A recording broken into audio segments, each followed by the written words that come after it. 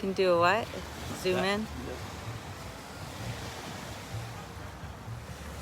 So these boats look like they're in line, right? No, those boats, they outside. They're waiting for something. Because they're giving room. The cruise line stay outside to give room to the other boats. Because they're not going out anyway. Right, because if they go into the harbor, they have to pay a lot of money to be in there. Even that cruise ship.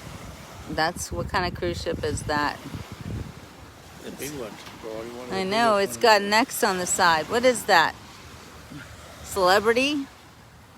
I can't see. What has an X? Hi, Pete.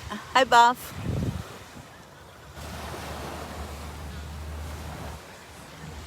What else do we have over here? We got a nice little oil tanker. No, that's a container ship.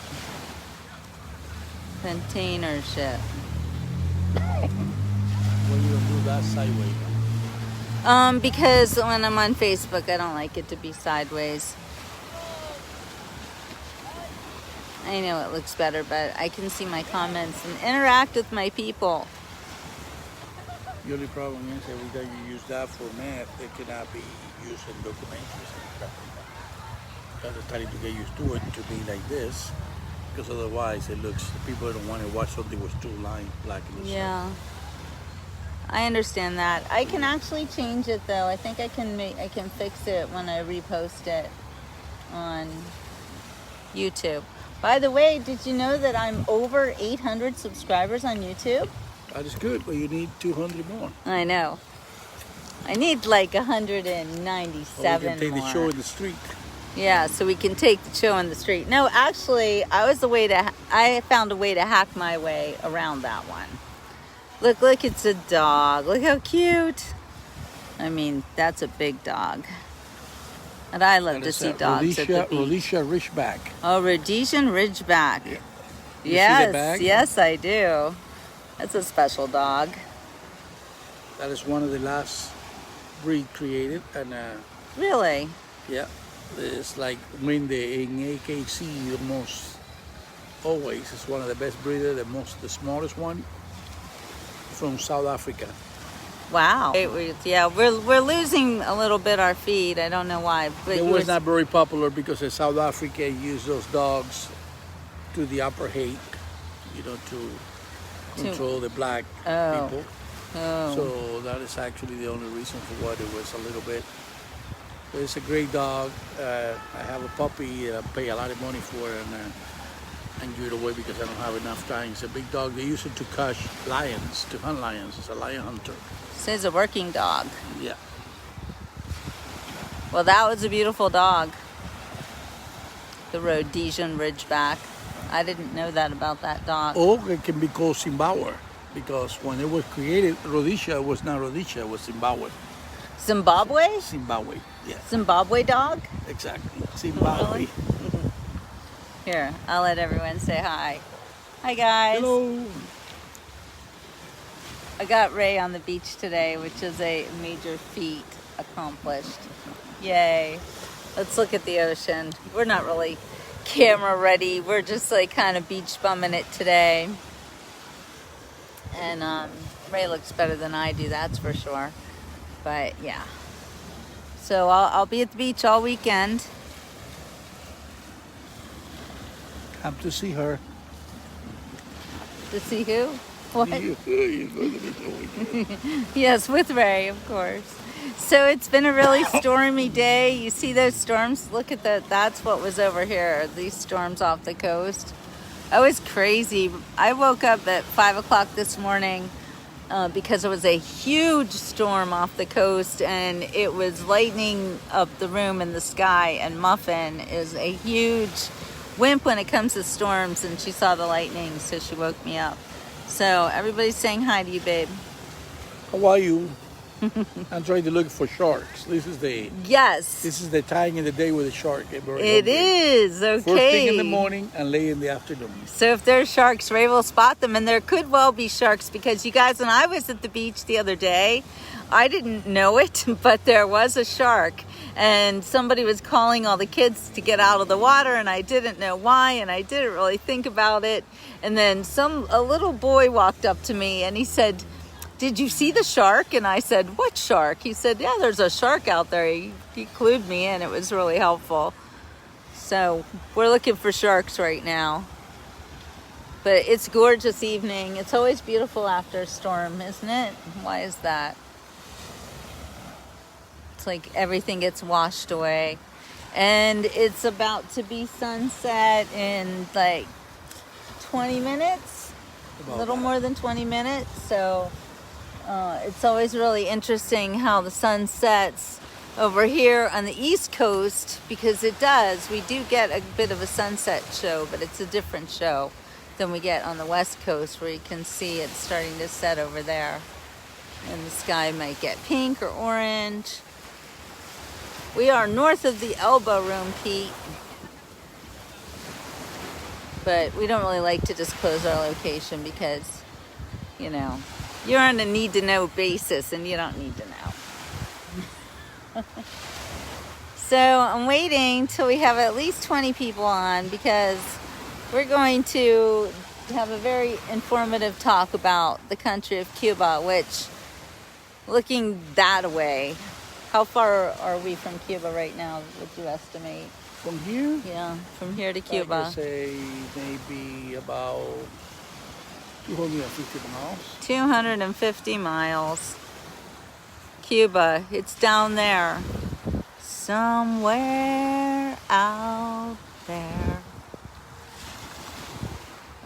You all know that Cuba has really been in the news, and the mainstream news will make you think that the Cubans are upset because they can't get vaccines.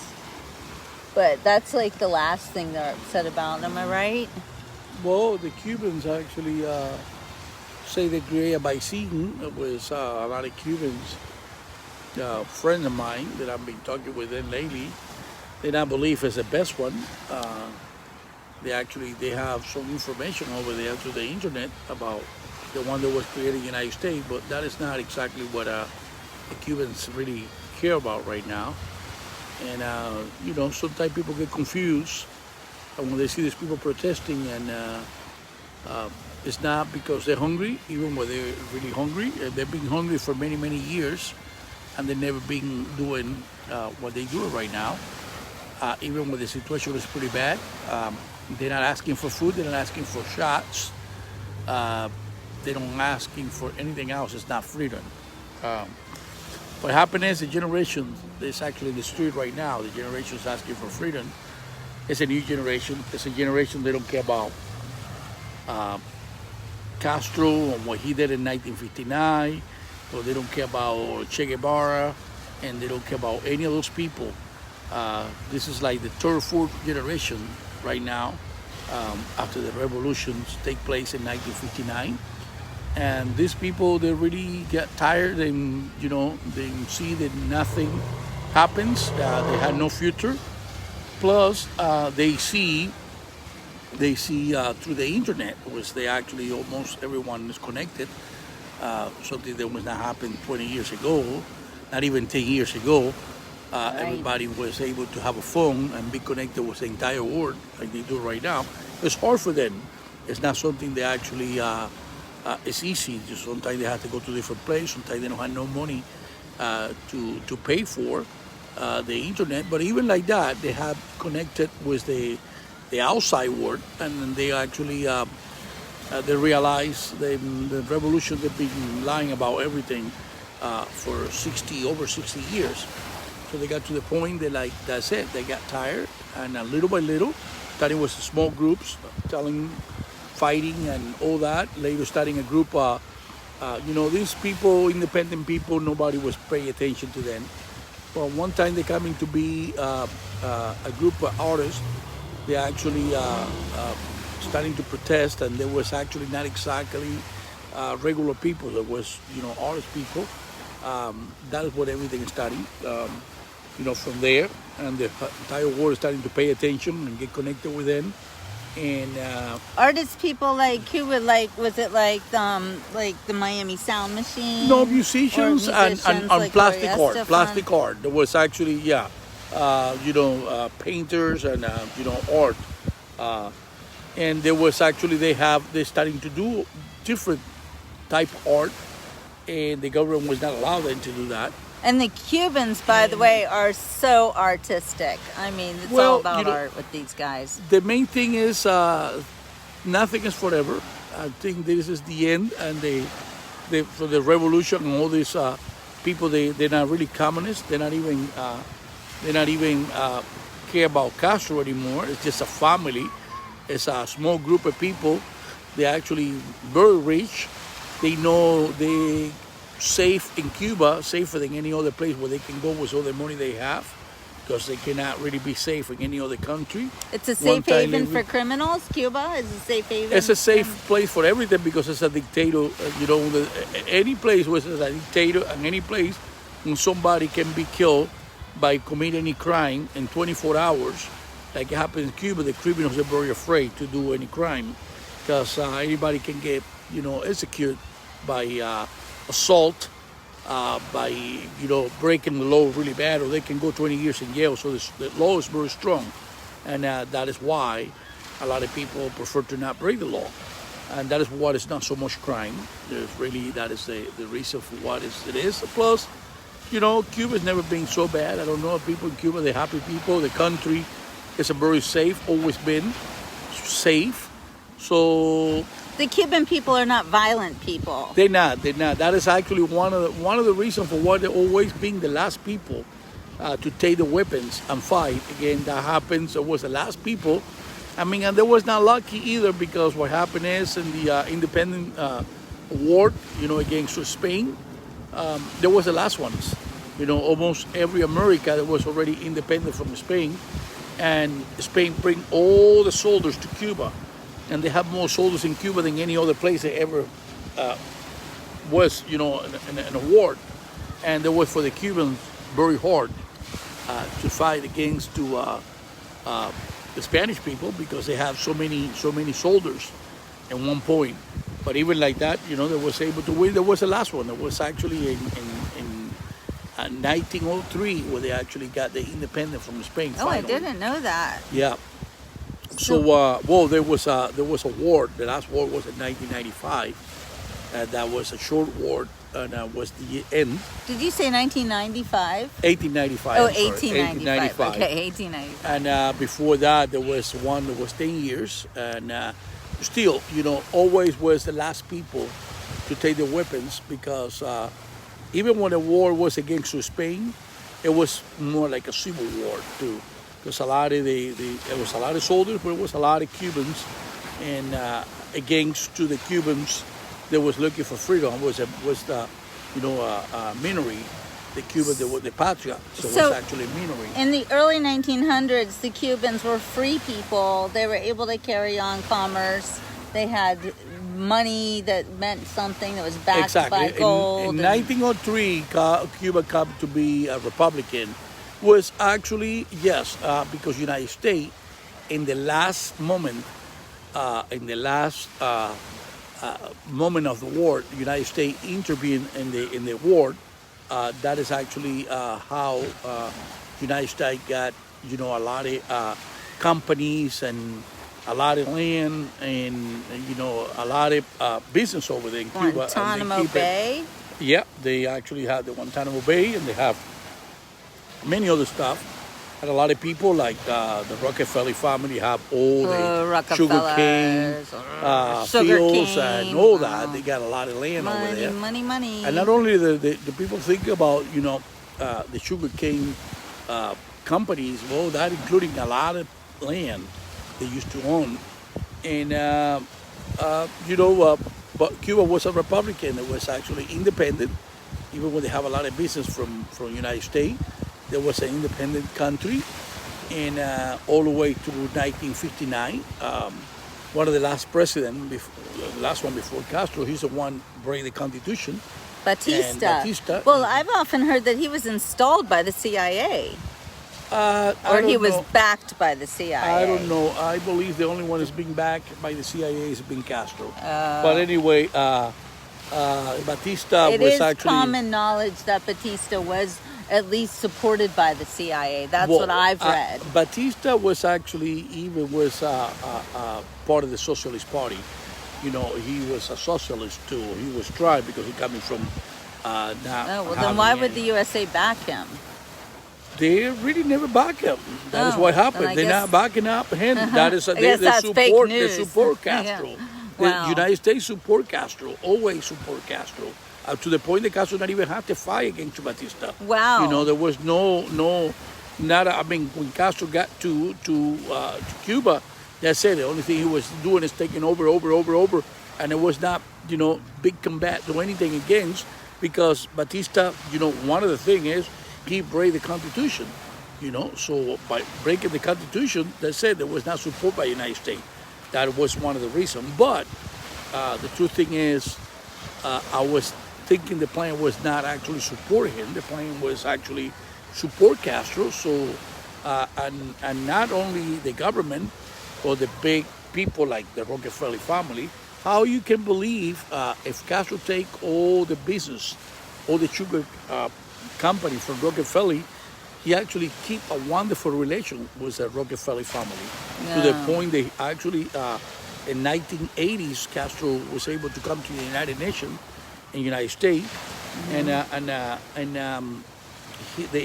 United States say they was not able to keep him the safety over here. He said he don't need anything from the government. The Rockefeller family was going to take care of everything for him. So I believe that was the beginning of the problem that we have for so many years. I believe the true thing is Castro was put it in there, helped to be put it in there because, for example, the Rockefeller wants all the sugar companies being intervened because take it away from the government. Seized by the government. Okay, so that way the government would own it now, exactly, right? Okay. Exactly. Yeah. So, what's that called? There's a name for that? Intervention, I don't know. Anyway, the thing is, the government actually, he have insurance. Rockefeller family have insurance. So he get the money back. He don't lose any money in that business. And he was able to put the money in what he believed was actually more important at that time, which was the oil company in 1950s, because the sugar was not a good business at that time. It was actually the lowest price. So he know that he's going to actually deal with the price. And he preferred to do that. That is one of the reasons for why Castro take over, and he was support. I mean, when people think about, you know, it was supported by a millionary people. He got a jet that was called the Grandma. A jet? A boat. A jet boat. A ship, a boat. Ship. Yeah, well, there was a jet. A jet? How you call... What is that? What do you call the mega jet? Jet. Oh, no. Yacht. Yacht. Okay. He got what we call today a mega jet, was the Grandma, and he was able to put 82 people in there and take off from Mexico. That yacht cost millions of dollars in that time. There was there was, you know, so he got all the money and all the support from people with a lot of money, and we know that, and everything that he did later, and the weapons, and at one point he has better weapons than what the Batista army has in Cuba, and like I say, he don't, you know, a lot of time there was order to not fight against him, to just let it go through, and that's exactly what happened. So I believe even after Castro got in power, he was, you know, support by the United States government. The reason, well, one time he take over Cuba, the idea was actually export that revolution to a lot of other countries, to create the chaos in a lot of countries, because the United States is the most wonderful country in the world. Thank you. It's actually the people from this country, the wonderful people. But the government, we know, they've always been tricky. Corrupt. And what they was not able to take by force, by taking over, it's a capitalist country, you know. And I mean, I believe myself that Russia was actually, well, the Soviet Union, that was more capitalist because they take over a lot of countries. And, you know, imperialist actually. They're taking over so many countries, more than what actually the United States was able to take. The United States maybe take a chunk of Mexico and they pay for, maybe not exactly a lot of the money, but there was actually pay for, and of course they take over the United States territory, take it away from the Indian, will not pay anybody. But anyway, I believe it's not the biggest imperialist country in the world. But even like that, they're being very, very smart and about how they do things. In the past, they used to take over, they used to pay for, you know, and later the idea was, okay, let's go to make this country very unstable, like it happened with Colombia. If you look in 1959, after 1959, a lot of revolutions and a lot of socialist guerrillas starting, communists starting in different places of the world. There was in Bolivia, there was in Argentina, there was in Venezuela, it happens in Colombia. Colombia is the only one that survived for so many years, so still around. The FARC, which is actually still there, and it's a socialist or communist guerrillas. But you know, the idea is to stabilize a country, so all the money come to the United States. Because if you live in Colombia, if you live in Venezuela, if you live in Argentina, and you have money, and everything is starting to get really bad because you're afraid of socialists taking over, what are you going to do with your money? You're going to go take it to Russia or to Romania or to France? No, you come to the United States. And that is exactly what happened. United States was able to get all that money, all the investments, and all the smart people and educated people. They actually was able to come over here, and that has been the politicians they've been using. This country is the best country in the world because they have good things for everywhere, you know. Of course, some bad things being escaping too from those different countries and come over here. But 90% is actually good brains and people with ideas and people to, you know, come over here and be bigger and stronger and make this country the same way bigger and stronger. So going back to Cuba, Cuba is not a rich country. They don't have the diesel. Otherwise, if they have diesel, you know, United States, we can see how United States go. They don't have diesel in Cuba? No, not enough diesel to be important, you know. What is the reason for what United States went thousands and thousands of miles away to Kuwait to do a war, you know? Those people, they're not Democrat. They're never going to be Democrat.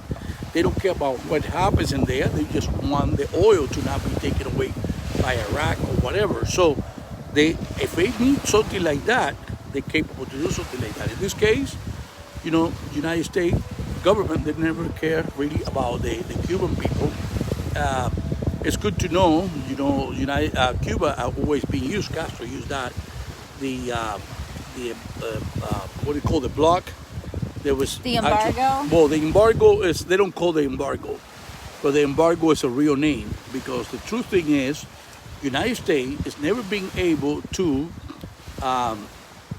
block any other country to do business with Cuba. Cuba, for long as they had the money and for long as they want to buy something from France, from any other country in the world, of course from Russia and Venezuela, they get everything they want. So they're not being blocked like they do with Iraq and stuff like that. The only thing they do is an embargo. So that means American companies, they're not able to sell to them because what happened is Cuba, they don't pay. And when an American company, like for example, I know people in here in Florida, they've been sending 2,000 or 3,000 cows, and later they don't get paid for that. They use insurance, and it's actually, you know, it's bad for us. It's the people for the United States who didn't pay for that. The Cuban government never paid, and the Cuban government, they don't pay. They owe money. They owe billions and billions of money, the dollars to everybody. They give it to them credit. Now, myself, I believe this technique, this politician, you know, the embargo with Cuba, It's not been working for 60 years. It's not really being able to do anything, any damage in the government. The government still have the money to use it against his people.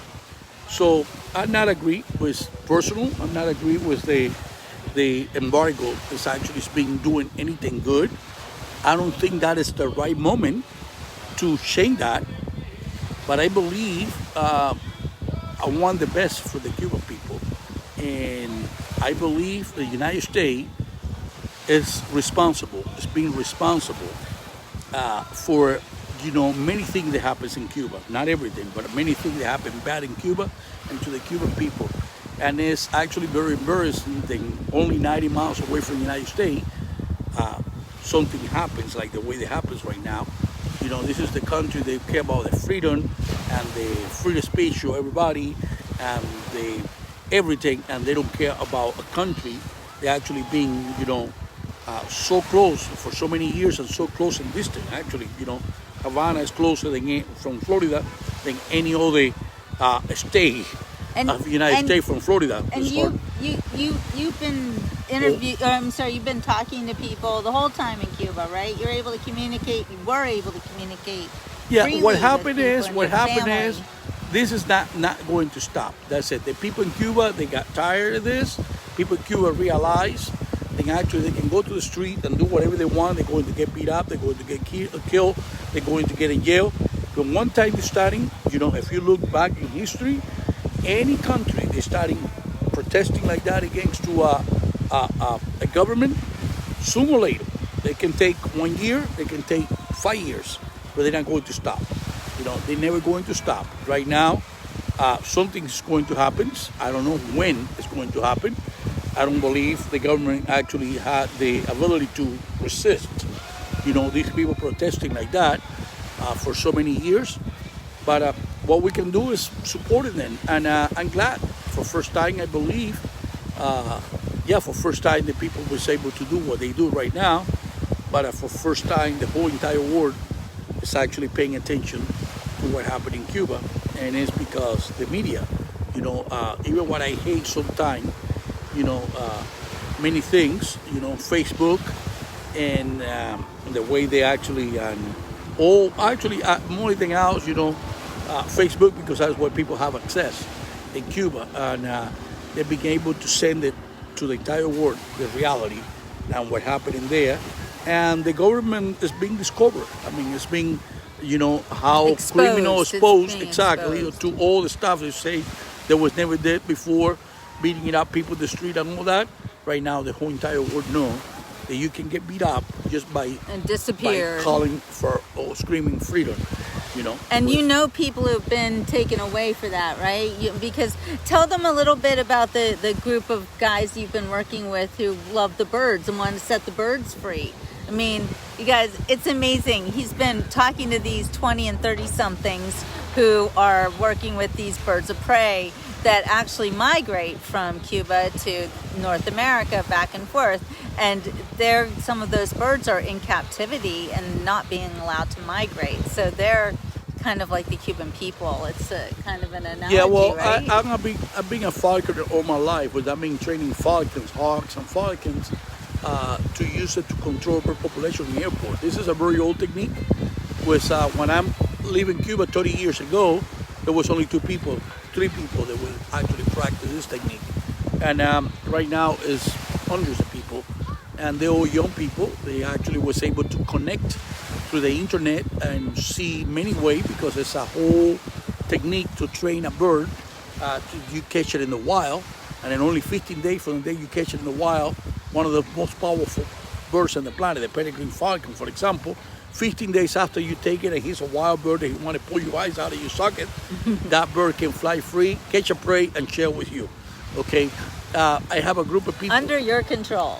Yes, I have a group of people. They respond like they coming to be like a good trained dog who actually pedal sometimes. And what happened is I have a group of people. They do this, and I've been connected with them. Not everyone actually care about being a politician, but one of those kids was actually a lawyer, Well, I call kid because he's 22 or 23 years old. To He just us, graduated they're from a lawyer. kids. He walked in the street and just to film or whatever and call what they call the new war from Cuba was Castro create these two wars they call Patria o Muerte. That means country or death. And a musician about 6-7 months ago created his song what they call Patria and Vida, which I mean life, country and life. And it's coming to be very popular. Well, he screamed that a couple of times, Patria Vida, because that is what they believe. They don't believe they had to die for something that not exist anymore. Right. You know, and they don't want to die for the revolution that was not created by them. That would happen 60 years ago. It's like right now we have to die for something. Everybody want to die. We have to pay every day for slavery exactly. from the 1800s. It's Exactly. our fault. So you believe for everybody Yeah. right now.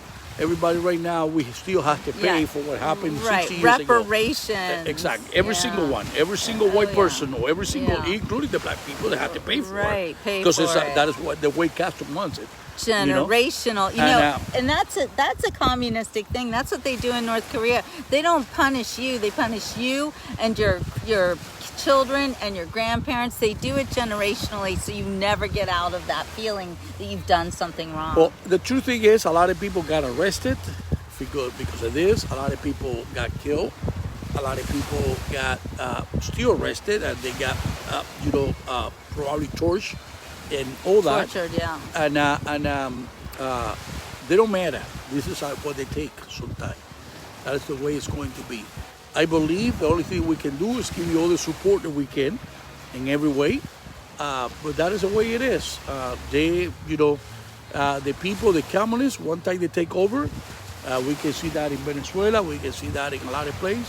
They don't go away just because you ask them to go away. You know, they promise to you that one day the people, they don't want them in power, or the people starting to leave, or the people protest, they can leave, the power, and they can just, and it's not true.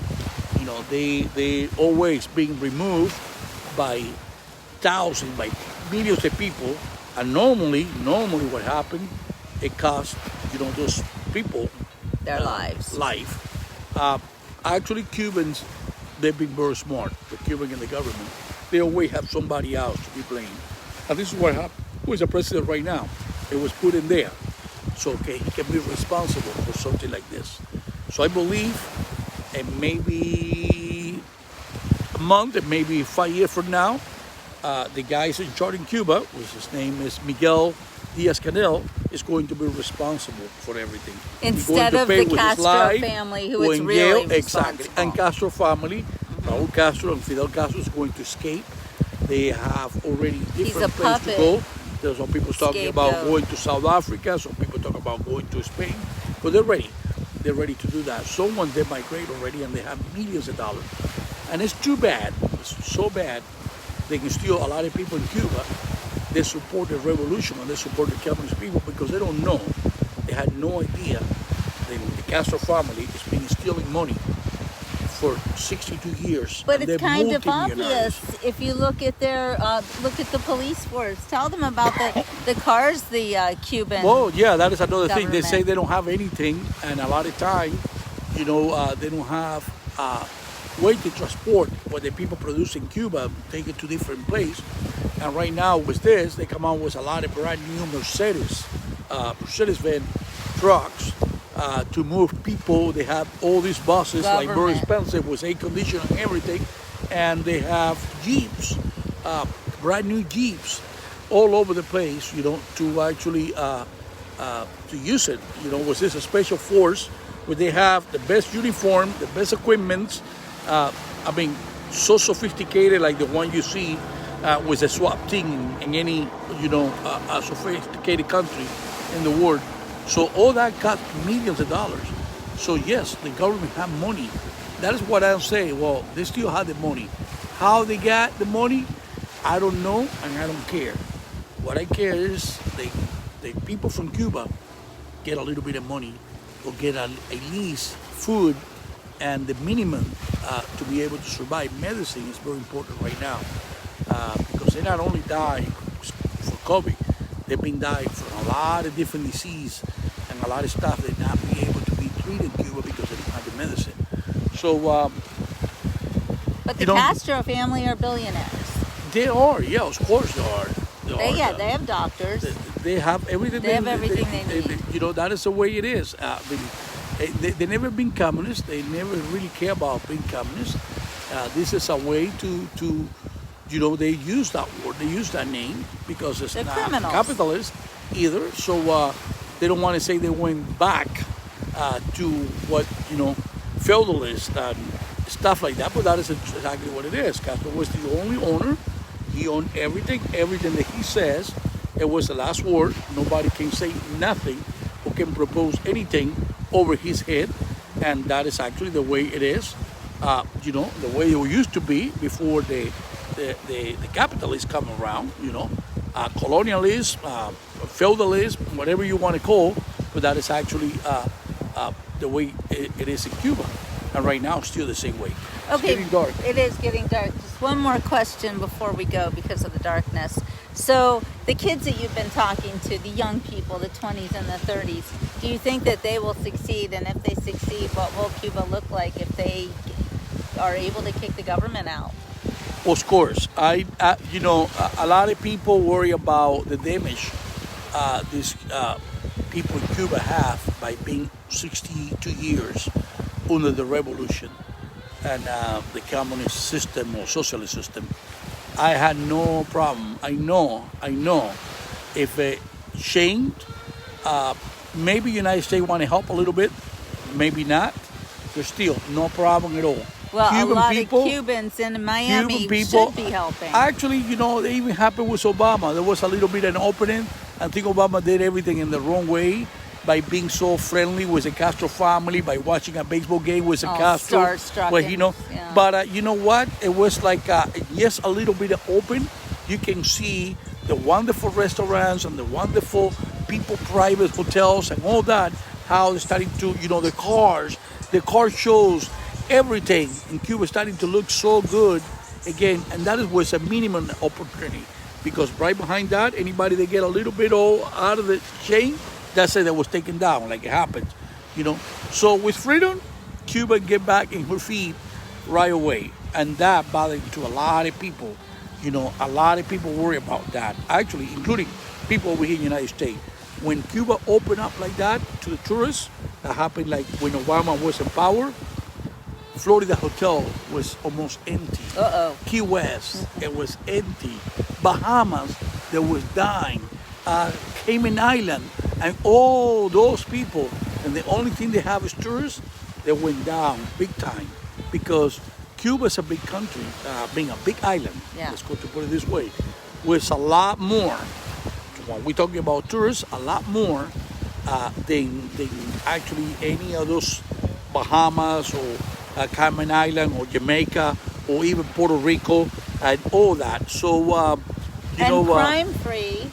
Well, the crime-free because what it is, when everything changed, maybe a crime coming back again. But, you know, but the natural way to be the Cubans is actually very friendly and very nice. And I think they're going to take years to the crime and everything being bad. And I don't believe that is going to be the big problem in Cuba. Definitely, it's not, you know, it's not Mexico. It was all the problem was the drugs and all that. Cuba not produce any drug. They've never been able to produce marijuana, or produce cocaine, or produce anything like that. So that is going to keep the crime always a little bit, you know. They produce different. Music and art and exactly. salsa dancing. You know, it's been and a big Cuban music coffee. production. So you know, I hope it happens as soon as possible. But I got the feeling that yes, it's a lot of people in Cuba and people being educated. Always been. It was before Castro and it's been That's after. right. Well, Castro made them educated so they could read. You know, and even that when we was his see first a lot of poor people in the street screaming and you know all that. Let me tell you something. You can see when they got over here to this country how accessible they can be. And if you want to take a look, just go by downtown Miami. Yeah, it's beautiful. And see what is being done in those 60 years. And the Cuban that was not able to do and progress in Cuba, just less than 1 million they come to the United States, and probably less than 500,000 they live in Transform Miami. the city of Transform Miami. a beautiful, they make It a is so city beautiful. that was just a little piece of country town, and a beautiful, beautiful, clean city. And stay tuned. We're going to take a tour of the city of Miami and Little Havana in the next couple of days. So stay tuned for that. Maybe we'll do that tomorrow. That could be good, if yeah. the weather's good. So, yeah, it's weather permitting. Alrighty. All right, so it's really dark. So we're going to say goodnight. But first, let's take a look into the ocean and see if we the can ships are spot. actually- Yeah, the ships look pretty. Look, they're all lit up. And also, let's see if we can spot any sharks. Because they're out there, right? Well, the best way is if you go in the water now. Yeah, you want me to go be shark bait? Is that what you're telling me? Look at that, so cool. Yeah, all these ships lined up. Oh, and what's that? Is that a plane? Look at that coming in. Is that a plane? It had to be a plane because it's so bright. Oh no, it's a very bright light. It can't be a star. It's not really moving. I think it might be the top of the ship. I don't know. No. It had to be the top of the ship. It's weird, it's a plane, isn't It's it? an airplane. Are you sure? Yeah. He's turning right now. UFO. Yeah, W. It's a UFO. It was looking and showing the light. Look at how powerful light it was. It's a very, it's yeah, turning. oh wait, now it's gone. Wait, let's go look at that It's light still again. there, but not that powerful. Yeah, I don't know. I think I've lost it. It's over there. Oh yeah, wait, there it is. Oh, there it is. Yeah. Oh yeah, how come it was so powerful and now it's gone? Because it was facing this way, Oh. and now he's turning to the side. Oh no, he's turning, yeah. He's going to Fort Lauderdale Airport, which is over there. That's Uh-huh. exactly where he's going. Yeah, so I don't know if you guys have ever seen the app Flight Aware, I think it's called. It's so cool. You can see every airplane above your head, where it's going, or what kind of plane it is. It's very interesting. Check it out. Last night, Ray and I were watching the planes flying over Fort Lauderdale and going to Fort Lauderdale Airport. It was really cool. So the sun is set. It's super beautiful. Just gorgeous. There's a party going over there. I wanted to crash it, but Ray said no. But they do have good music, don't you think? Oh my God. They're playing like Sinatra. Fly me to the moon and let me play among the stars. Let me know what life is like on Jupiter or Mars. In other words, hold my hand. In other words, darling, kiss me. All right, you guys. Well, I got my gimbal back. It makes a huge difference in my camera work. So let's be thankful for that. What do you think, Ray? Call it a night? Yeah. Yeah, so if you guys have any questions about the Cuban situation, you want to know more, leave comments for us, or, send me a message, and we'll have Ray on again, because I know where you live. And I can get an interview anytime. All right, you guys, so we're going to say goodnight. Here, we'll turn the camera around so we can do a ciao for now. Oh, look, it's all bright. All right. All right, you guys, have a wonderful evening. Have a great weekend, and we'll see you tomorrow, maybe tomorrow in Miami, if we can get some good weather there. So always interesting, and Ray is a wealth of knowledge, and we're all so blessed to have him on our side and telling us everything. All right, see you guys later. Hi. Ciao for now.